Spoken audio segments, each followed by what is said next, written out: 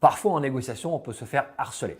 Je parle de harcèlement, de domination, d'intimidation. La partie adverse va venir vous challenger de manière agressive, va venir vous poser des tas de questions sans même attendre les réponses que vous allez lui apporter. Donc, on peut avoir du harcèlement technique. Je viens vous chercher sur des éléments techniques, je pinaille sur des détails, je vais aller chercher la virgule dans le contrat ou dans l'accord qu'on est en train de mettre en place sans forcément que ça crée de la valeur ajoutée pour l'accord final, mais juste parce que je veux vous montrer que je pilote, je contrôle, je domine.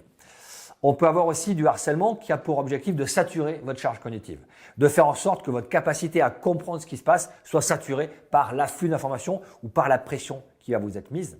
Et puis cette mise sous pression, elle a pour vocation à vous pousser dans vos retranchements. Donc on va voir comment on peut essayer de gérer ce harcèlement pour ne pas le subir. Face au harcèlement en négociation, reprenez la main sur le rythme. Ralentissez les échanges, ralentissez les propos, ralentissez la discussion, mettez des silences.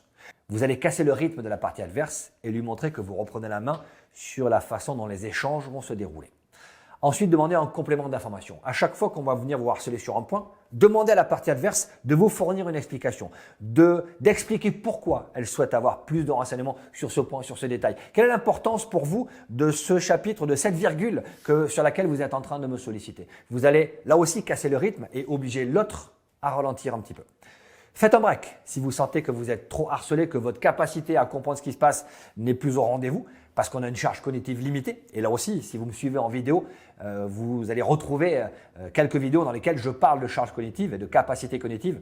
Faire le break, c'est arrêter la spirale agressive et reprendre de la respiration pour revenir ensuite au contact de la discussion.